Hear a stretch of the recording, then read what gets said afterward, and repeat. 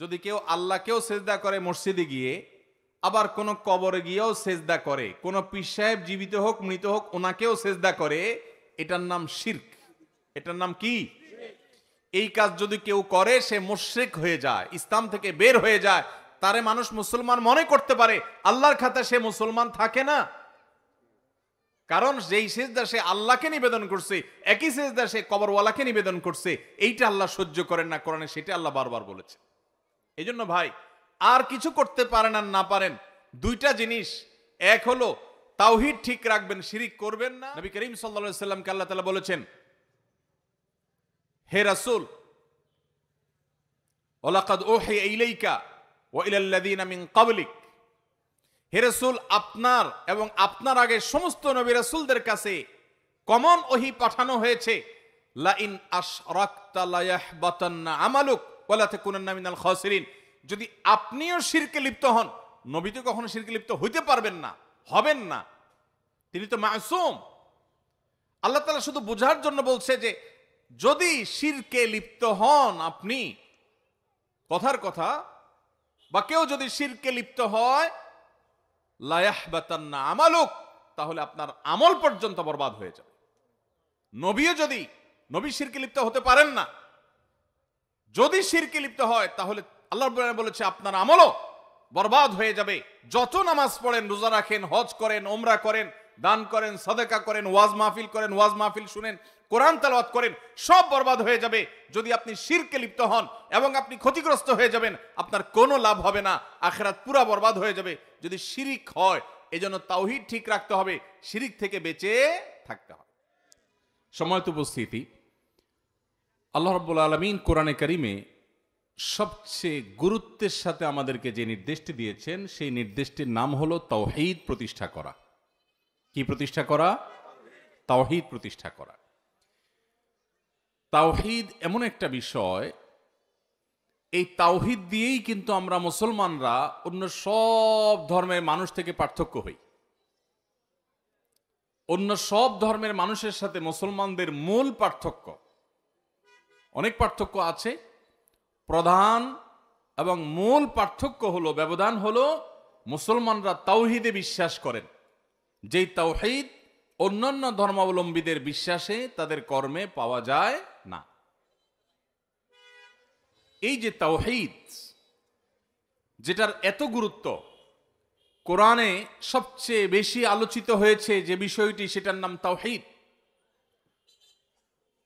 আদম আলাইহিস সালাম থেকে নিয়ে মুহাম্মদ সাল্লাল্লাহু আলাইহি সাল্লাম পর্যন্ত যত নবী পৃথিবীতে এসেছেন, যত রাসূল পৃথিবীতে এসেছেন, সমস্ত নবী, সমস্ত রাসূলের একটা কমন দাওয়াত ছিল, কমন একটা আহ্বান ছিল। সেই আহ্বানটা হলো তাওহীদের পথে মানুষকে আহ্বান করা। এই তাওহীদ বা একত্ববাদ, আল্লাহর সঙ্গে কাউকে শরীক সাব্যস্ত না করা, আল্লাহর সঙ্গে কাউকে পার্টনার সাব্যস্ত না করা, আল্লাহর একত্ববাদকে অন্তরে বিশ্বাস করা, মুখে স্বীকার করা, এবং তাওহীদ প্রতিষ্ঠিত হয়, প্রকাশিত হয়, সেইভাবে নিজের কাজকামগুলো করা, এটা হলো মুসলমান হিসাবে আমাদের জীবনের সবচেয়ে বড় এবং সবচেয়ে প্রধান কর্তব্য। ভাইরা আমার, আল্লাহ রাব্বুল আলামিন কোরআনে কারিমে বলেছেন, ওয়ামা আরসালনা মিন ক্বাবলিকা মির রাসূলিন ইল্লা নূহি ইলাইহি আন্নাহু লা ইলাহা ইল্লা আনা ফা'বুদুন।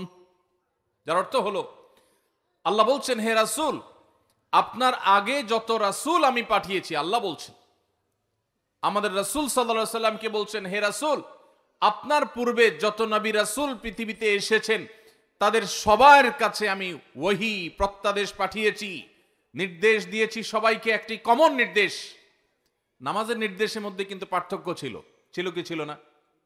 সব নবীর নামাজ কি এক? না। আমাদের নবীর নামাজ 5 ওয়াক্ত, কোন কোন নবীর উপর তার উম্মতদেরকে নামাজ পড়তে বলা হয়েছে হয়তো 50 ওয়াক্ত, আরো কম বা বেশি, কারো 1 ওয়াক্ত। কিন্তু মুহাম্মদ সাল্লাল্লাহু আলাইহি ওয়াসাল্লাম তার উম্মতকে 5 ওয়াক্ত নামাজ দেওয়া হয়েছে। তাহলে নামাজ বলেন, রোজা বলেন, হজ বলেন, যাকাত বলেন, সব বিধিবিধান প্রত্যেক নবীর উম্মতদের জন্য আলাদা আলাদা আল্লাহ দেন। অনেক ক্ষেত্রেই পার্থক্য থাকে, কোন কোন ক্ষেত্রে মিলও থাকে। কিন্তু একটা বিষয় আল্লাহ বলছেন, ওয়ামা আরসালনা মিন ক্বাবলিকা মির রাসূলিন ইল্লা নূহি ইলাইহি, হে রাসূল আপনার পূর্বে যত রাসূল পাঠিয়েছি আমি, সমস্ত রাসূলের কাছে নামাজ, রোজা, হজ, যাকাত এগুলোর বিধিবিধানে পার্থক্য থাকলে কি হবে?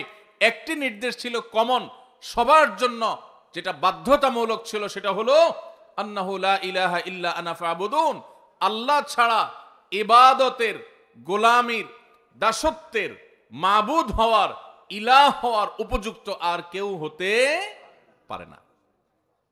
এটার নাম তাওহীদ। এটার নাম কি ভাই? তাওহীদ। এই তাওহীদ এটা যেন প্রতিষ্ঠিত তারা করেন, এই নির্দেশটা আল্লাহ রাব্বুল আলামিন সমস্ত নবী রাসূলকে দিয়েছে। তাহলে এই আয়াত থেকে বোঝা গেল সমস্ত নবী রাসূলদের কমন মিশন ছিল, সবার একটা মিশন ছিল, যে মিশনে কোনো পার্থক্য ছিল না। সব নবী রাসূলগণ তাওহীদের দাওয়াত দিয়েছেন। সব নবীরাই বলেছেন ইয়া আইয়ুহান নাস, হে লোক সকল, হে মানুষ সকল, হে আল্লাহর বান্দারা, কুলু লা ইলাহা ইল্লাল্লাহ তুফলিহু। সমস্ত নবী রাসূলগণের দাওয়াত ছিল তোমরা সবাই বলো আল্লাহ ছাড়া কোনো ইলাহ নাই, আল্লাহ ছাড়া কোনো মাবুদ নাই, আল্লাহ ছাড়া কোনো উপাস্য, ইবাদতের উপযুক্ত আর কেউ হতে পারে না। এই দাওয়াতটা আল্লাহ তাআলা সব নবী রাসূলকে কমন দিতে বলেছেন। এর পরের অংশ ভিন্ন। লা ইলাহা ইল্লাল্লাহ সবাই বলেছেন, পরের অংশ কেউ বলেছেন মুহাম্মদুর রাসূলুল্লাহ, কেউ বলেছেন ঈসা রূহুল্লাহ, কেউ বলেছেন মুসা কালিমুল্লাহ, কেউ বলেছেন আদম সফিউল্লাহ, কেউ বলেছেন ইব্রাহিম খলিলুল্লাহ। এক একজন নবী তার নবুয়তের কথা মানুষকে বলেছেন, তার প্রতি বিশ্বাস এবং ঈমান আনয়নের দাওয়াত দিয়েছেন। যারা মেনেছে তারা সফল হয়েছে, যারা অস্বীকার করেছে তারা আস্থা করে নিক্ষিপ্ত হয়ে গেছে। ঠিক না বে ঠিক? তাহলে ভাইরা, নবী রাসূলদের এই কমন দাওয়াতের কথা যখন জানলাম, তাহলে মুসলমান হিসাবে আমাদের সবার কর্তব্য হলো আমাদের সবচেয়ে বেশি গুরুত্ব দিতে হবে তাওহীদকে। কোনটাকে ভাই? তাওহীদকে। তাওহীদে যদি কোনো ভেজাল হয় তার ক্ষমা নাই। আপনারা একটা হাদিস হয়তো শুনে থাকবেন, নবী করিম সাল্লাল্লাহু আলাইহি সাল্লাম বলেছেন, মুসনাদ আহমদে হাদিসটি বর্ণিত হয়েছে, কিয়ামতের ময়দানে বান্দার যত অপরাধ, পাপাচার, গুনাহ, অন্যায়, বিচার এগুলো সব আল্লাহর দরবারে উঠানো হবে। বান্দার সমস্ত বিচারগুলোকে তিন ভাগে ভাগ করা হবে। তিন ধরনের বিচার আল্লাহ রাব্বুল আলামিনের আদালতে কিয়ামতের দিন হবে। এর মধ্যে কিছু আছে বান্দার হক সংশ্লিষ্ট, কারোর আইল ঠেলেছেন, কারোর লাউটা চুরি করে নিয়ে আসছেন, কারোর জমিটা চান্সে সুযোগ পেয়ে মেরে নিছেন, নিজের নামে করে নিছেন, তারা কেউ দেশে থাকে না, থাকে বিদেশে, এই চান্সে দখল করে নিছেন। আছে না নাই? আছে নাকি তালতলা নাই? এরকম মানুষ আছে। এই যে অন্যের অধিকার নষ্ট, অন্যের সম্পদ দখল করা, ভক্ষণ করা, এটা কি হালাল না হারাম? কেমন হারাম?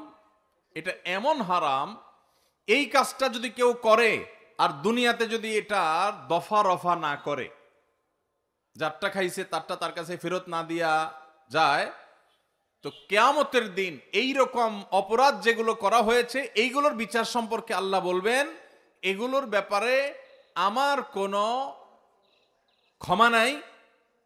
এগুলো যারটা সে মেরেছে দুনিয়াতে, এখন আখেরাতে তার সাথে বোঝাপড়া করতে হবে। আর কিয়ামতের দিন বাপ ছেলেকে, ছেলে বাপকে ছাড়বে না, স্বামী স্ত্রী, স্ত্রী স্বামী, কেউ কাউকে ছাড়বে না। আল্লাহ বলেছেন ইয়াউমা ইয়াফিরুল মারউ মিন আখিহি ওয়া উম্মিহি ওয়া আবিহি ওয়া সাহিবাতিহি ওয়া বানিহি। কিয়ামতের দিন সবাই লিকুল্লি মিনহুম ইয়াউমা ইদিন শানুই ইউগনি, লিকুল্লি ইমরিইম মিনহুম ইয়াউমা ইদিন শানুই ইউগনি। প্রত্যেকটা মানুষ সেদিন যার যার জান বাঁচানোর জন্য পাগল পড়া থাকবে। কেউ কাউকে, বাপ সন্তানকে, সন্তান বাপকে পরিচয় দিতে চাইবে না। ভয়াবহতা কোন পর্যায়ে গেলে এটা হবে সেটা চিন্তা করা যায়। সেই দিন ওই যে দুনিয়াতে যাদের হক মেরেছেন, কেউ বলবে না ঠিক আছে ভাই মেরেছো, ঠিক আছে মাফ করে দিই, বলবে ঠিক আছে তখন মেরেছো ভালো কথা, এখন আমি তার বিচার চাই। বিচারে কি হবে? আপনার আমল নামা সওয়াব দিয়ে দিবে। ওয়াজ মাহফিলে গেছেন, সওয়াব কামাই করছেন, আরেকজনের আইল ঠেলছেন জমির, আরেকজনের ফসল মেরে দিয়েছেন, আরেকজনের পশুটাকে চান্সে আপনি চুরি করে জবাই করে খেয়ে ফেলেছেন, আপনি কোনোভাবে আরেকজনের হক নষ্ট করেছেন, তাহলে সেক্ষেত্রে আরেকজনের গাছেরটা পেড়ে খেয়ে ফেলছেন, কেউ টের পায় নাই। এই সবগুলোর জন্য আপনার ওয়াজ মাহফিল, আপনার নফল নামাজ, আপনার কোরআন তেলাওয়াত, এমনকি আপনার হজ উমরা, আপনার দান সাদাকা, এই সওয়াবটুকু ওই পাওনাদার যারটা দুনিয়াতে মারছেন আল্লাহ তাকে দিবেন, দিয়া এবার খালি হাতে এই লোকটাকে জাহান্নামে নিক্ষেপ করা হবে। ভাইরা আমার, এই জন্য আর যা করেন মানুষের হক মারবেন না। নামাজ বেশি পড়তে পারেন না, শুধু 5 ওয়াক্ত ফরজ পড়েন, সুন্নতে মুআক্কাদা ওয়াজিব পড়েন, আলহামদুলিল্লাহ যথেষ্ট।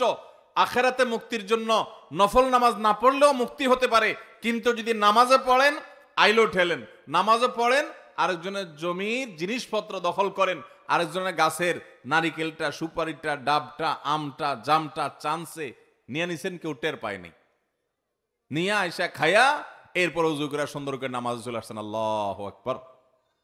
ওয়াজ মাহফিল আইসা বসে আছেন সেই দুপুর থেকে, কোনো লাভ হবে? কোনো লাভ হবে? হবে না।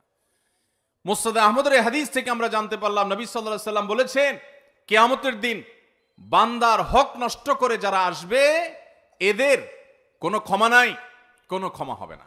তাহলে 3 ধরনের বিচার হবে। কয় ধরনের মামলার বিচার হবে কিয়ামতে? 3 ধরনের। একটা হলো বান্দার হক, এটার কোনো ক্ষমা নেই। আর আরেকটা হলো আল্লাহর হক। আল্লাহর হক কোনটা? নামাজটা পড়ছেন, একটু ভেজাল ছিল, রোজাটা রাখছেন, ভালো করে রাখতে পারেন নাই, কোরআন তেলাওয়াত করছেন, একটু ভুলভাল হয়ে গেছে, এগুলো আল্লাহ চাইলে মাফ করতে পারেন, আর না চাইলে শাস্তি হতে পারে। এটা আল্লাহ তাআলা নিজের হাতে রাখছেন। আর 3 নম্বর মামলা হলো তাওহীদে যদি ভেজাল থাকে, সেই মামলা। কেউ যদি শিরিক করে যায়, তাহলে এইটার ব্যাপারেও এই হাদিসে নবী সাল্লাল্লাহু আলাইহি সাল্লাম বলেছেন যে কিয়ামতের ময়দানে আল্লাহ রাব্বুল আলামিন এই মামলা সম্পর্কে বলবেন, বিনা হিসাবে, বিনা শুনানিতে সরাসরি জাহান্নাম। যদি কেউ শিরিক করে, তাওহীদ এর উল্টাটা হলো শিরিক। তাওহীদের উল্টাটা কি ভাই? শিরিক। আল্লাহ তাআলা সব সহ্য করলেও আল্লাহর সঙ্গে শিরিক করাটাকে আল্লাহ সহ্য করেন।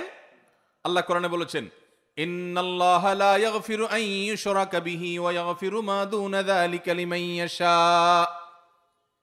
আল্লাহর সঙ্গে যদি কেউ শিরিক করে, আল্লাহ এইটা মাফ করবেন না। তবে শিরিক ছাড়াও অন্য কোনো অপরাধ করলে আল্লাহ যাকে ইচ্ছা তাকে মাফ করে দেন। এজন্য ভাইরা, আমরা শিরিক থেকে বেঁচে থাকবো তো ইনশাআল্লাহ। কখনো কোনো অবস্থাতেই আমরা শিরিক করব না, তাওহীদ ঠিক রাখবো। নবী করিম সাল্লাল্লাহু আলাইহি সাল্লামকে আল্লাহ তাআলা বলেছেন, হে রাসূল, ওয়ালাকাদ উহিয়া ইলাইকা ওয়া ইলাল্লাযিনা মিন ক্বাবলিক, হে রাসূল, আপনার এবং আপনার আগে সমস্ত নবী রাসূলদের কাছে কমন ওহী পাঠানো হয়েছে, লা ইন আশরাকতা লা ইয়াহবাতান্না আমালুক ওয়া লা তাকুনান্না মিনাল খাসিরিন। যদি আপনিও শিরকে লিপ্ত হন, নবী তো কখনো শিরকে লিপ্ত হইতে পারবেন না, হবেন না, তিনি তো মাসুম। আল্লাহ তাআলা শুধু বোঝার জন্য বলছে যে যদি শিরকে লিপ্ত হন আপনি, কথার কথা, বা কেউ যদি শিরকে লিপ্ত হয়, লা ইয়াহবাতান্না আমালুক, তাহলে আপনার আমল পর্যন্ত বরবাদ হয়ে যাবে। নবীও যদি, নবী শিরকে লিপ্ত হতে পারেন না, যদি শিরকে লিপ্ত হয় তাহলে আল্লাহ রাব্বুল আলামিন বলেছে আপনার আমলও বরবাদ হয়ে যাবে। যত নামাজ পড়েন, রোজা রাখেন, হজ করেন, ওমরা করেন, দান করেন, সাদাকা করেন, ওয়াজ মাহফিল করেন, ওয়াজ মাহফিল শুনেন, কোরআন তেলাওয়াত করেন, সব বরবাদ হয়ে যাবে যদি আপনি শিরকে লিপ্ত হন, এবং আপনি ক্ষতিগ্রস্ত হয়ে যাবেন, আপনার কোনো লাভ হবে না, আখিরাত পুরা বরবাদ হয়ে যাবে যদি শিরিক হয়। এজন্য তাওহীদ ঠিক রাখতে হবে, শিরিক থেকে বেঁচে থাকতে হবে।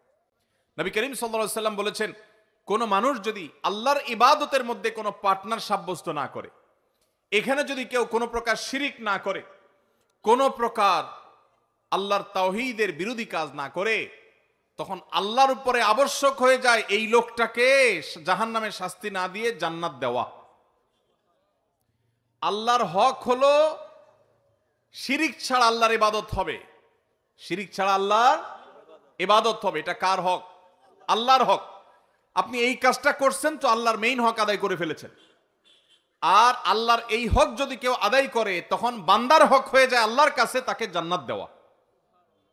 এই জন্য আমরা শিরক থেকে বেঁচে থাকবো তো ইনশাআল্লাহ। ভাইরা আমার, তাওহীদ এর কথা বলছিলাম যে তাওহীদ হলো আল্লাহর একত্ববাদ প্রতিষ্ঠা করা। আমরা গোলাম কার? আল্লাহর। যদি বলেন যে আল্লাহও লাগে সাথে ইল্লাহও লাগে, শিরক হলো। কি হলো? শিরকি কথা হলো। ঈমান হয়তো এই ধরনের কথা ডাইরেক্ট চলে যাবে না, কিন্তু কথাটা জঘন্য। আমরা অনেক সময় বলি আগে আল্লাহ পিছে আপনি, মানে আল্লাহ তো আছেই, আবার আপনারও দরকার আছে। আল্লাহর কি ঠেকা আছে কোনো? আল্লাহ ডাইরেক্ট পারে না? পারে কি পারে না?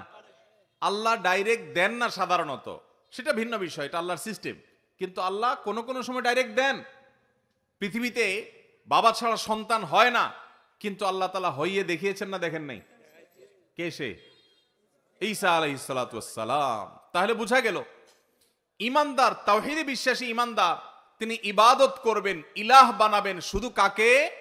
আল্লাহকে। এই জন্য যখন কসম হবে, এই কসম হবে কার নামে? শুধু আল্লাহর নামে। মায়ের কিরা, বাপের কিরা, দেশের কিরা, 14 গোষ্ঠীর কিরা, মাটির কিরা, তমুকের কিরা, আছে না নাই? কিরা খাওয়া, কসম খাওয়া আছে ব্রাহ্মণবাড়িয়াতে। এগুলো শিরক। মানত হবে কার জন্য? কোন বাবার দরবারের জন্য মানত হবে না। সেজদা হবে কাকে? কেবলার দিকে সেজদা হবে, কিন্তু সেজদা হবে কারে উদ্দেশ্য করে? আল্লাহকে উদ্দেশ্য করে। আমরা নামাজে প্রত্যেক রাকাতে বলি ইয়্যাকা না'বুদু ওয়া ইয়্যাকা নাস্তাঈন। আল্লাহ তোমারই ইবাদত করি আর তোমার কাছেই সাহায্য চাই। আল্লাহু আকবার। ইবাদত করি কার? সাহায্য চাই কার কাছে? এখানে সাহায্য চাওয়া বলতে অলৌকিক সাহায্য চাওয়া, অলৌকিক ক্ষমতা, এটা আল্লাহ ছাড়ার কারণ নাই, তার কাছেই শুধু সাহায্য চাই। আর ইবাদত যখন করব শুধু আল্লাহকেই নিবেদন করব। সেজদা এটা ইবাদত নাকি ইবাদত না? বুঝেন না আপনারা? সেজদা কি ইবাদত না? ইবাদত, বড় ইবাদত। এই সেজদা কাকে হবে?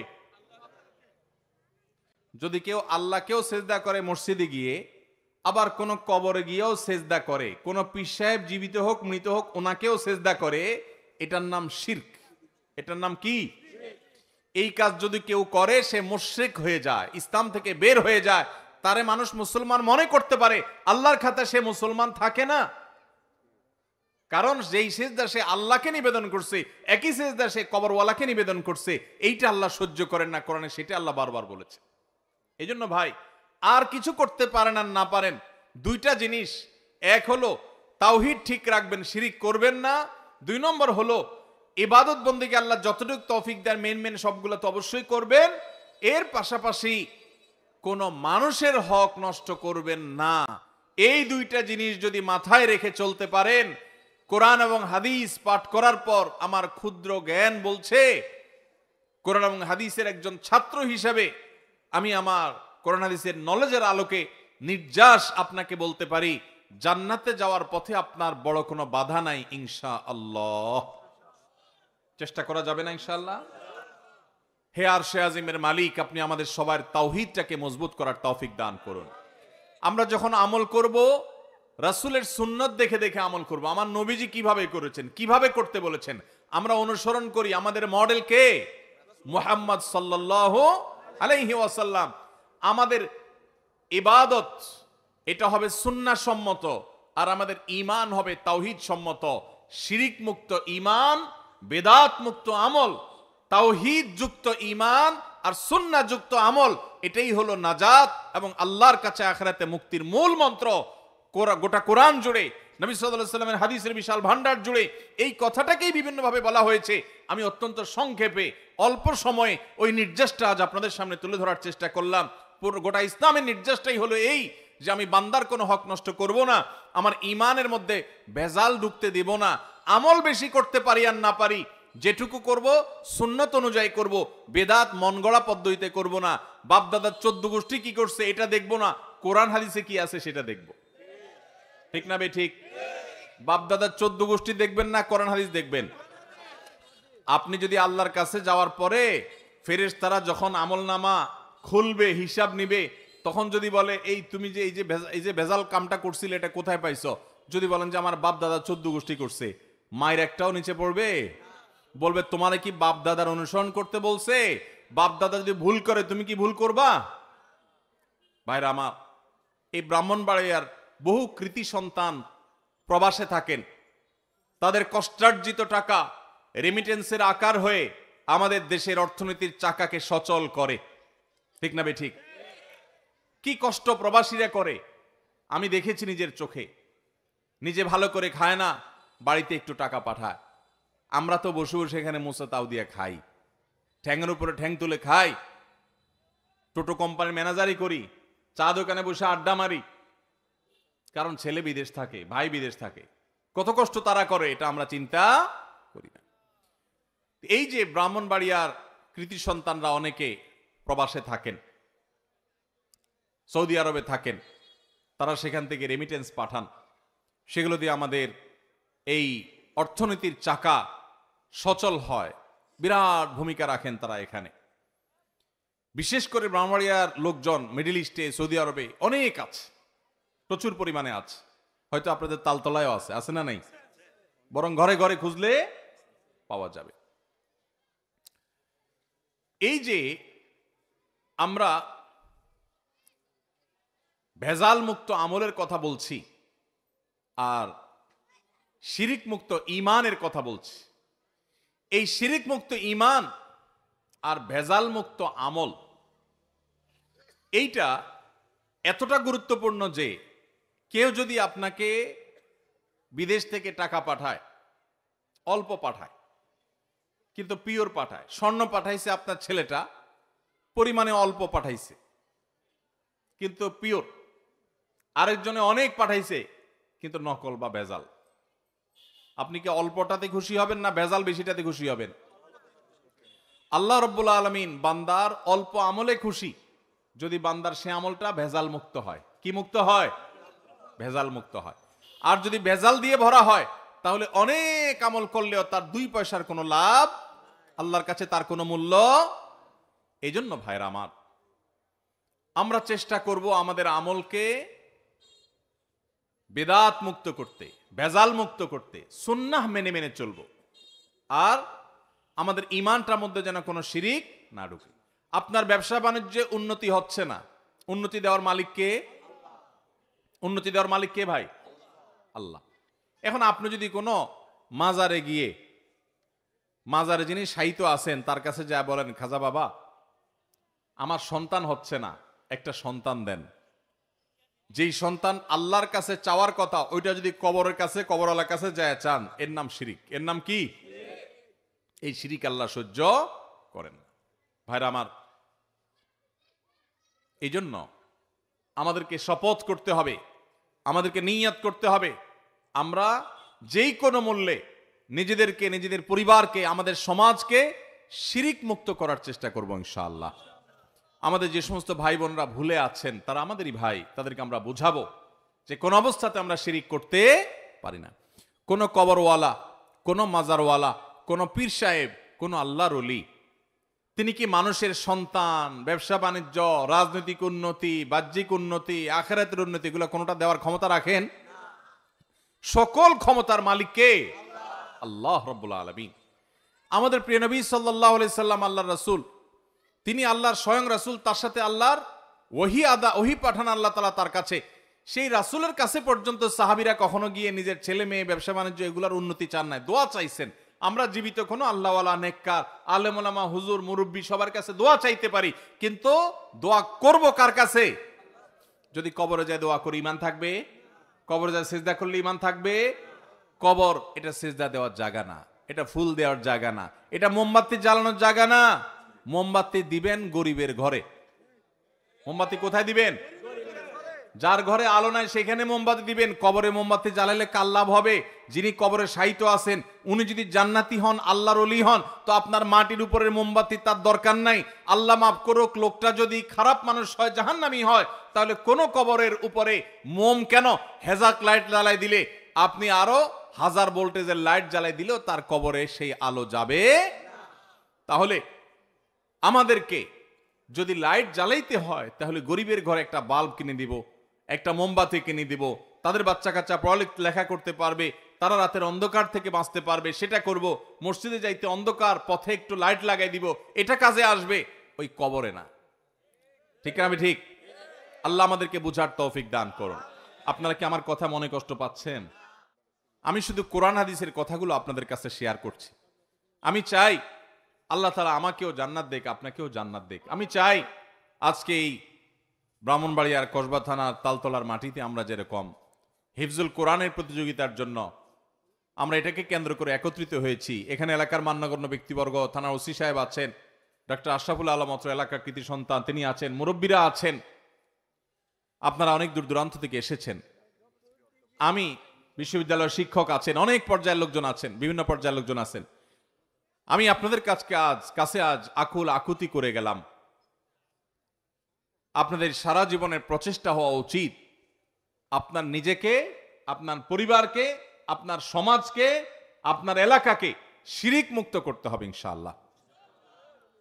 চেষ্টা করা যাবে তো ইনশাআল্লাহ? যুবক ভাইরা সমাজের ভালো চাইবেন, সমাজের কল্যাণ সাধন করবেন।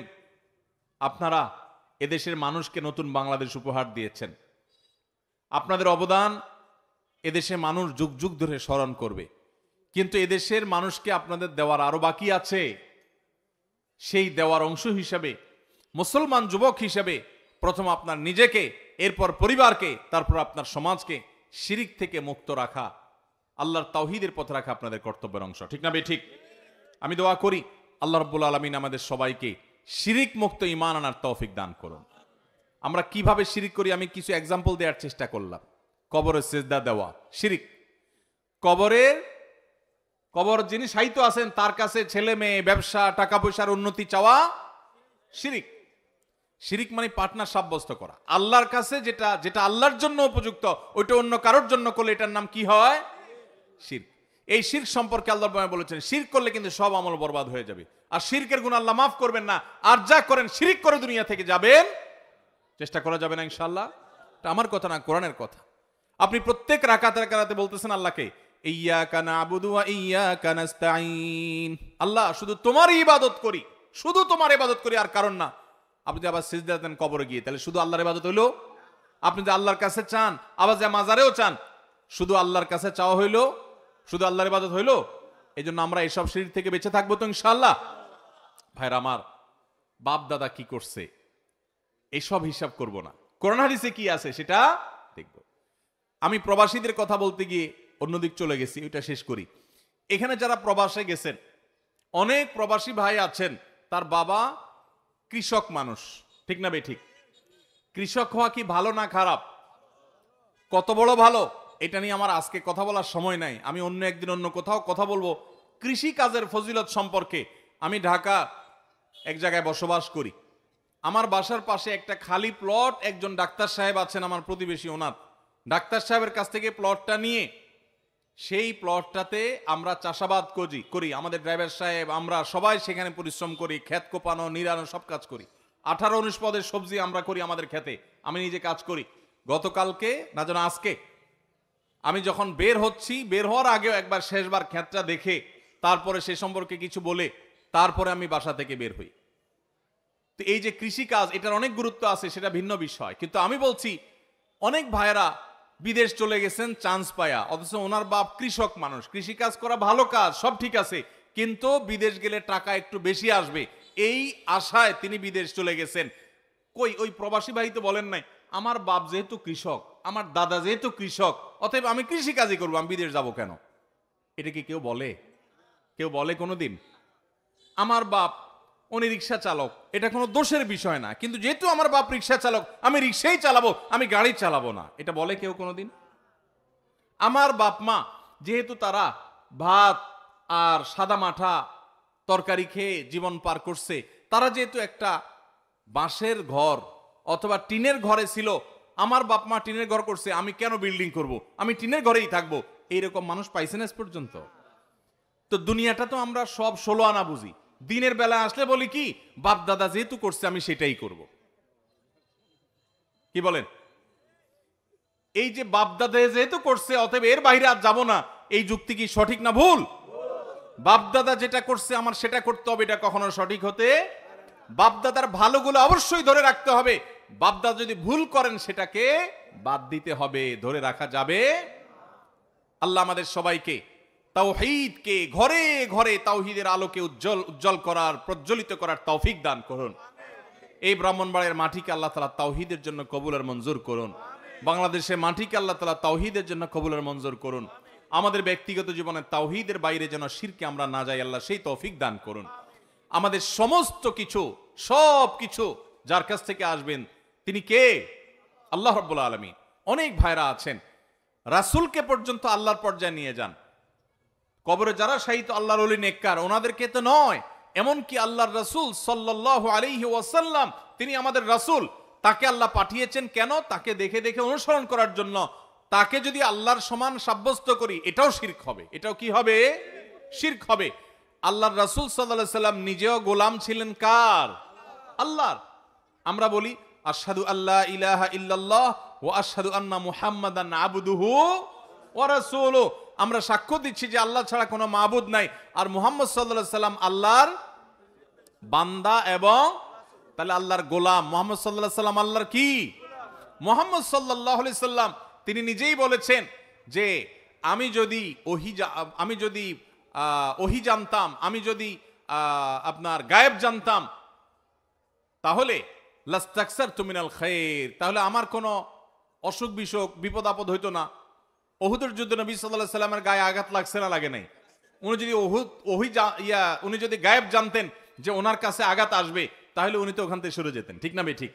তো কোরআনে এই কথাই বলেছেন আল্লাহ রাব্বুল আলামিন তার রাসূলকে বলেছেন, হে রাসূল আপনি বলে দেন লাউ কুনতু আ'লামুল গায়বা, যদি আমি গায়েব জানতাম লাস্তাকসারতু মিনাল খায়র, তাহলে অনেক কল্যাণের মালিক আমি হতাম এবং আমার কোনো ক্ষতি আমাকে স্পর্শ করতো না, কোনো বিপদ আমার আসতো না জীবনে। তাহলে রাসূল সাল্লাল্লাহু আলাইহি সাল্লাম তাকে রাসূল হিসাবে আমরা সবচেয়ে বেশি মর্যাদা দিব এবং তিনি আমাদের সবার মাথার তাজ। তাকে আমরা দেখে দেখে তিনি যেভাবে নামাজ পড়েছেন ওইভাবে পড়বো, যেভাবে রোজা রেখেছেন সেভাবে রোজা রাখবো, তার সিরাতকে অনুসরণ করব। কিন্তু তাই বলে প্রার্থনাটাও আমরা রাসূলের কাছে করব। অনেক ভাইরা আছেন আল্লাহর সাথে রাসূলকে মিলায়া বলেন, এভাবে বলেন যে আল্লাহ রাসূলের ইচ্ছায়। আসলে কি আল্লাহ রাসূলের ইচ্ছা হয় না আল্লাহর ইচ্ছায় হয়? শুধু রাসূলের ইচ্ছায় হয়। রাসূল সাল্লাল্লাহু আলাইহি সাল্লাম তিনি আমাদের মডেল, তিনি আমাদের অনুকরণীয়, আমরা তাকে অনুসরণ করব। কিন্তু চাওয়া পাওয়া, ইবাদত, দাসত্ব, গোলামি, বন্দিগি এগুলো সব কাকে হবে? শুধু আল্লাহকে হবে। আল্লাহর সাথে কোনো পীরকে, কোনো কবরকে, কোনো মাজারকে, এমন করে রাসূল সাল্লাল্লাহু আলাইহি সাল্লামকে যদি কেউ মিলায় ফেলা, মিশায় ফেলা, সে মুশরিক হবে, সে ইসলাম থেকে বের হয়ে যাবে, কোরআনে ভাষ্য অনুযায়ী তার আমল বরবাদ হয়ে যাবে। এবং এই অপরাধ করে যদি কেউ ক্ষমা ছাড়া মারা যায় তার ক্ষমা নাই। আর যদি কেউ ক্ষমা চেয়ে ইস্তেগফার করে তওবা করে মারা যায় তাহলে আবার ক্ষমা আছে। যারা এত পূর্বে তাওহীদ ভঙ্গ করেছেন, শিরক করেছেন, তারা আল্লাহর কাছে মাফ চাইলে আল্লাহ তাআলা মাফ করবেন। এই জন্য আমরা তাওহীদকে সমুন্নত রাখবো তো ইনশাআল্লাহ। বহু মুসলমান আছি আমরা তাওহীদ চর্চা করি আবার শিরক চর্চা করি। শিরক যদি মিশে যায় তখন সেই তাওহীদ আর তাওহীদ থাকে না। ওটা দেখতে তাওহীদ মনে হয়, আল্লাহর কাছে এটা তাওহীদ আর থাকে না। তাওহীদ মানেই হলো ওয়াহিদ, ওয়াহদানিয়ত, এটা প্রতিষ্ঠা করা, একত্ববাদ প্রতিষ্ঠা করা। বিধায় আমরা শিরক থেকে বেঁচে থাকবো তো ইনশাআল্লাহ। কবর মাজার কেন্দ্রিক যত রকমের শিরক আছে এসব অনাচার থেকে আমরা বেঁচে থাকবো তো ইনশাআল্লাহ। আল্লাহ কেন শিরককে এত অপছন্দ করেন? কারণ আল্লাহ চান আল্লাহর বান্দা আল্লাহ ছাড়া কারোর গোলামি করবে না। এটা মানুষের জন্য সম্মানের, গৌরবের যে মানুষ আল্লাহ ছাড়া কারোর গোলামি, যদি আল্লাহর গোলামি করার পাশাপাশি আরেকজন মানুষের গোলামি করেন, পাথরের গোলামি করেন, মূর্তির গোলামি করেন, তাহলে এটা আপনার জন্য অপমান, মানবতার জন্য অপমান। যে মানবতার কপাল একটা মূর্তি, একটা পাথর, একটা মানুষের সামনে নত হয়েছে। আল্লাহ চান আমাদের এই কপাল শুধু আল্লাহর জন্য রিজার্ভ থাকবে, আর কারোর সামনে নত হবে। আমাদের সকল ভালোবাসা আল্লাহর জন্য, সর্বোচ্চ ভালোবাসা আল্লাহর জন্য নিবেদন হবে। ভালোবাসা আল্লাহর জন্য, শত্রুতাও।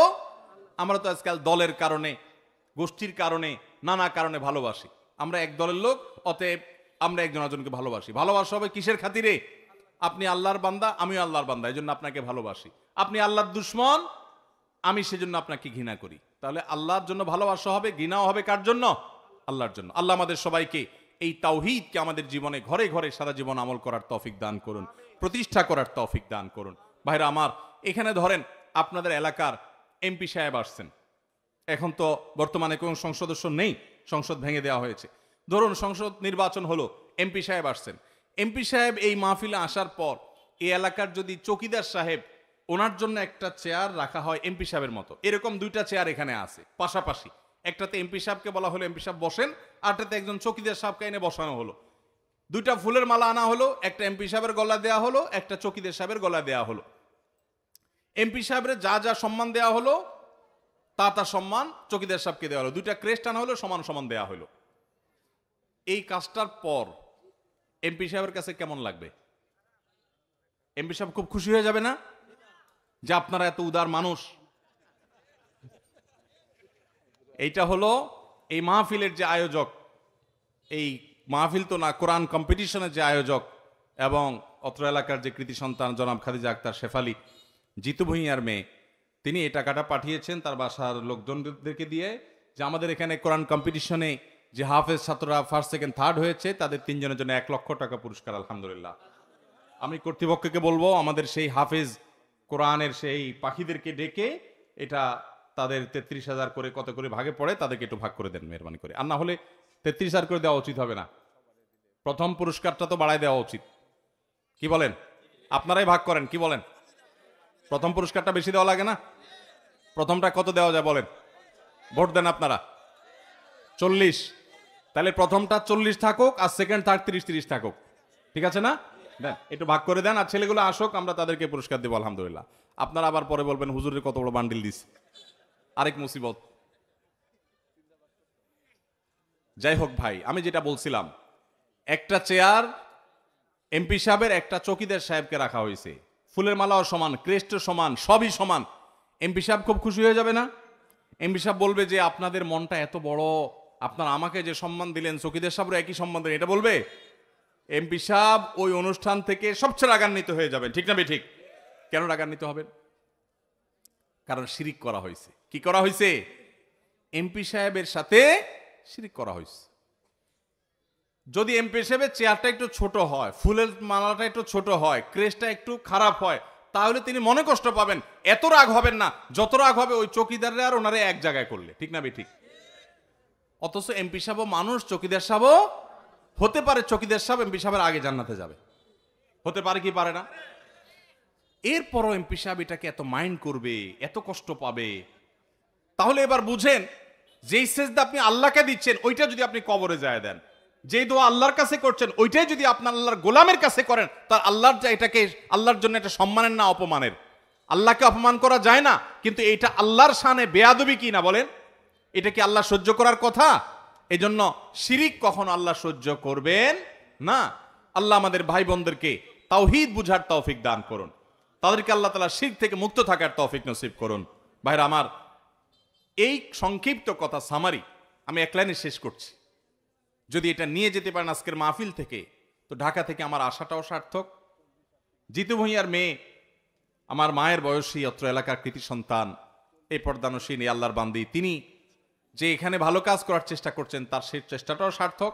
আপনারা এলাকার মান্যগণ্য ব্যক্তিবর্গ, বিশ্ববিদ্যালয় শিক্ষক থেকে নিয়ে সাধারণ মানুষ পর্যন্ত যারা এই আয়োজনকে বাস্তবায়ন করার জন্য সময়, শ্রম, বুদ্ধি, মেধা দিয়েছেন, আমাদের থানা পুলিশ থেকে ওসি সাহেব সহ ওনারা নিরাপত্তার দায়িত্ব নিয়োজিত ছিলেন, যে যেভাবে কাজ করেছেন, সবার প্রচেষ্টা সার্থক হবে যদি আমরা কিছু নিয়ে যেতে পারি। আজকে মাহফিল থেকে নিয়ে যাব কি যাব না? ইনশাআল্লাহ। কে নিয়ে যাব? বুটবাদাম, বুটবাদাম, বুটবাদাম নিতে বলছি। সামারি দিচ্ছি আমি ভাই, সামারি। কি সামারি? পুরো বক্তব্যের খোলাসা, নির্যাস হলো ভাইরা আমার। নাম্বার 1, ঈমান, তাওহীদ, এটাকে পিওর রাখবো, নির্ভেজাল রাখবো, কখনো আল্লাহর সঙ্গে শিরিক করব না, ইবাদতেও না, উপাসনা দোয়াতেও না, অন্য কোনো ভাবেও না। আল্লাহর সঙ্গে কোনোভাবে শিরিক করব, শিরিক থেকে বেঁচে থাকবো, তাওহীদ ঠিক রাখবো। 1 নাম্বার 2, অন্যান্য ফরজ ইবাদতগুলো করা, কবিরা গুনাহ থেকে বাঁচার পাশাপাশি বান্দার হক কখনো নষ্ট করব না, কোনো মানুষের হক কখনো নষ্ট করব না। মনে থাকবে তো ইনশাআল্লাহ? এবং আল্লাহ সুবহানাহু ওয়া তাআলার কাছে দোয়া করব, চেষ্টা করব নিজে যেরকম তাওহীদের উপরে প্রতিষ্ঠিত আছি আমার পরিবার সমাজ যে মানুষটা শিরকে লিপ্ত তাকে আদরের সাথে মায়ার সাথে মহব্বতের সাথে বুঝাবো, ভাইরে শিরকের কোনো ক্ষমা নাই, তাকে নসিহত করব, উপদেশ দিব, হেদায়েতের পথে আনার চেষ্টা করব। একজন মানুষকে যদি শিরকের পথ থেকে আপনি সরায় নিয়ে আসতে পারেন, নবী সাল্লাল্লাহু আলাইহি ওয়াসাল্লাম বলেছেন লা ইয়াহদিয়াল্লাহু বিকা রাজুলান ওয়াহিদান খায়রুম মিল্লাকা মিন হুমুরিন নাম। আলী রাদিয়াল্লাহু আনহু বলেছেন, আলী তোমার মাধ্যমে একজন মানুষ যদি ভুল পথ থেকে চলে আসে তাহলে লাল ওটের মালিক হওয়া সবচেয়ে গৌরবের আরব মানুষের জন্য তার চেয়ে বেশি গৌরবের তোমার আখিরাত বিল্ড আপ হয়ে যাবে। এজন্য আমরা শিরক থেকে মানুষকে বাঁচানোর চেষ্টা করব ইনশাআল্লাহ। জীবনে কারো কোনো ক্ষতি করব না, হক মারবো না ইনশাআল্লাহ। নিজে কোনো শিরক করব না, তাওহীদ ঠিক রাখবো। লা ইলাহা ইল্লাল্লাহ শুধু মুখে বললে হবে না, আমার আচরণ হবে তাওহীদের সাথে সঙ্গতিপূর্ণ, আমার কথা হবে তাওহীদের সাথে সঙ্গতিপূর্ণ, অন্য কোনো ভাবে না। আমাদের সবকিছু দেওয়ার মালিক না দেওয়ার মালিক আল্লাহ তাআলা, চাওয়ার মালিক একমাত্র, চাওয়ার জায়গা একমাত্র কোথায়? আল্লাহ রাব্বুল আলামিন। আল্লাহ তাআলা আমাকে আপনাকে আমাদের সবাইকে আমল করার তৌফিক দান করুন। এই তালতলার কবরস্থান, এই মঞ্চের পাশেই কবরস্থান, আমি প্রায় জিয়ারত করি, দোয়া করি আল্লাহ তাআলা কবরবাসী সবাইকে মাগফিরাত নসিব করুন। এবং এই যে আল্লাহর বান্দি এই যে হিফজ কম্পিটিশন করেছেন, এই যে আপনাদের দিনই আয়োজন করেছেন, আল্লাহ তাআলা তার বান্দিকে নেক হায়াত দারাজ করুন, তার মা বাবাকে মাফ করুন। অত্র এলাকার সমস্ত মুরব্বী যারা ঈমান নিয়ে গেছেন, তাওহীদ নিয়ে গেছেন, তাদের সবাইকে আল্লাহ তাআলা মাফ করে দিন এবং শিরিক থেকে আল্লাহ তাআলা আমাদের সবাইকে হেফাজত করুন। এই মাটিকে, এই এলাকাকে আল্লাহ তাআলা মুক্ত করে দিন, হেফাজত করুন। দ্বীনি প্রতিষ্ঠান যেগুলো আছে, মাদ্রাসা শিক্ষক ছাত্ররা কোরআন শেখার জন্য চেষ্টা করছেন, আল্লাহ তাআলা তাদের শিক্ষার মধ্যে বরকত দান করুন। জাযাকুমুল্লাহ খাইর।